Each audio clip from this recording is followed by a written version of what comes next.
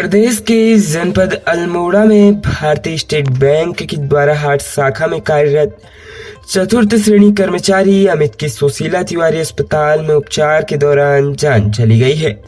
प्राप्त जानकारी के मुताबिक खगलोड़ी निवासी अमित भारतीय स्टेट बैंक की द्वाराहाट शाखा में चतुर्थ श्रेणी कर्मचारी था।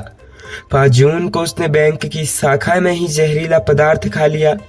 गंभीर हालत में उसे एसटीएच रेफर किया गया था। बृहस्पतिवार शाम इलाज के दौरान अमित की जान चली गई। मृतक अमित के परिजनों का आरोप है कि 5 जून को ड्यूटी के दौरान अमित की अधिकारियों से किसी बात को लेकर कहासुनी हो गई थी। इस कारण उसने बैंक की शाखा में ही जहरीला पदार्थ खा लिया था। अमित को द्वाराहाट अस्पताल में भर्ती कराया गया था। परिजन उसे इलाज के लिए रानीखेत अस्पताल ले गए।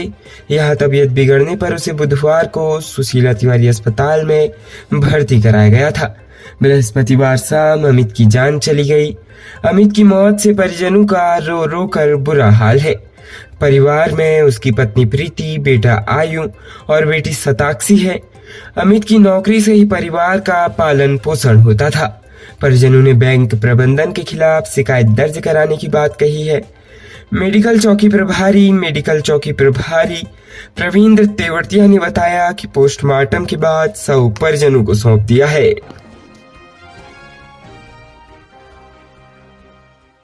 राज्य में नैनीताल जनपद के शिक्षक अब सिर्फ बच्चों को ही नहीं पढ़ाएंगे बल्कि ट्रैफिक व्यवस्था भी संभालेंगे।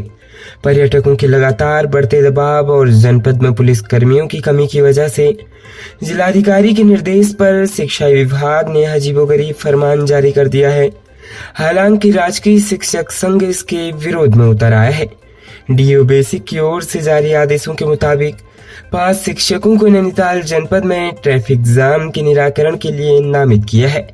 ये शिक्षक सुबह 7 बजे से दोपहर 2 बजे तक ट्रैफिक व्यवस्था का जिम्मा संभालेंगे। इनमें सहायक अध्यापक एलटी दान सिंह बिष्ट, आशीष शाह, महिपाल चंद्र, वरिष्ठ सहायक जगदीश सिंह नेगी, कनिष्ठ सहायक अंकित चंद्र शामिल हैं। शुक्रवार को एलटी शिक्षकों व वरिष्ठ सहायकों ने यातायात व्यवस्था संभालने में पुलिस की मदद की। एलटी शिक्षक आशीष शाह ने बताया कि शुक्रवार को उनकी ड्यूटी रूसी बाईपास में लगी थी। बता दें कि पर्यटन सीजन में नैनीताल की यातायात व्यवस्था चरमरा जाती है। यातायात व्यवस्था को सुधारने के लिए बीते दिनों जिलाधिकारी वंदना सिंह ने अधिकारियों की ड्यूटी एंट्री पॉइंटों पर लगाई थी। डीओ माध्यमिक पुष्कर लाल टमटा ने रूसी बाईपास पर ड्यूटी की। डीओ माध्यमिक पुष्कर टमटा ने बताया कि जिलाधिकारी के निर्देश पर शिक्षकों की ड्यूटी लगाई गई है।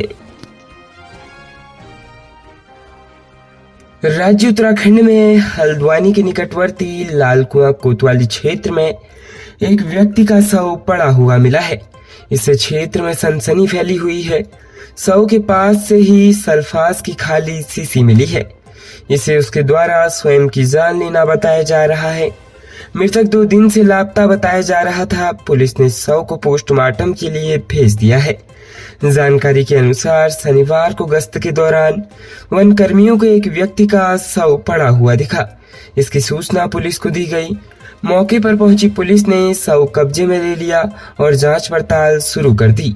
शव की शिनाख्त बहादुर सिंह दसोनी पुत्र दीवान सिंह दसोनी निवासी संजय नगर प्रथम बिंदु खत्ता लालकुआं के रूप में हुई है। वहीं मौके पर पहुंचे मृतक बहादुर सिंह दसोनी के पुत्र पप्पू सिंह दसोनी और गोपाल सिंह दसोनी ने अपने पिता के रूप में शिनाख्त करी। बताया कि उनके पिता पिछले 5 वर्षों से बाएं हाथ से पैरालिसिस थे, जो कि कुछ दिनों से अस्वस्थ चल रहे थे और बीते बृहस्पतिवार दोपहर से लापता थे, जिनकी खोजबीन करी जा रही थी।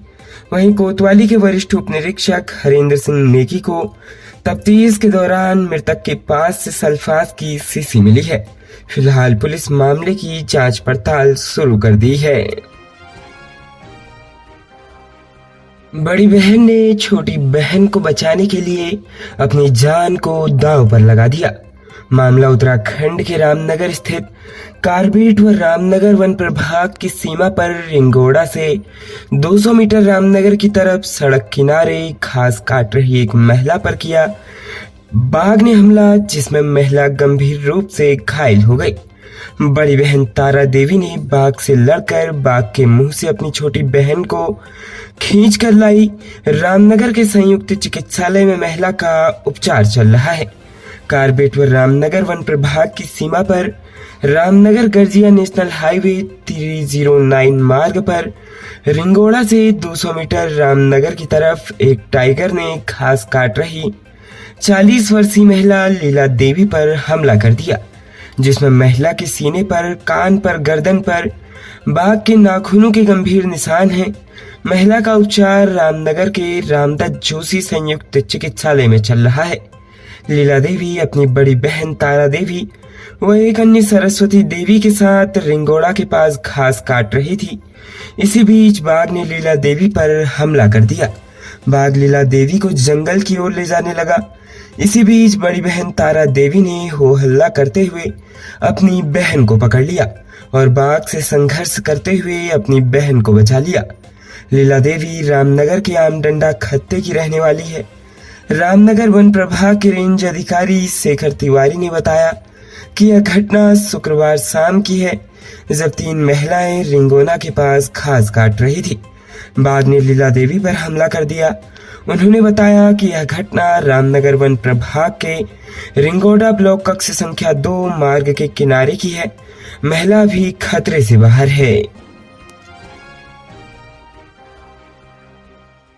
राज्य उत्तराखंड में स्थित विश्व प्रसिद्ध श्री केदारनाथ धाम में कुछ दिनों पहले सेना के हेलीकॉप्टर चिनूक से 2 थार गाड़ियां पहुंचाई गई थी।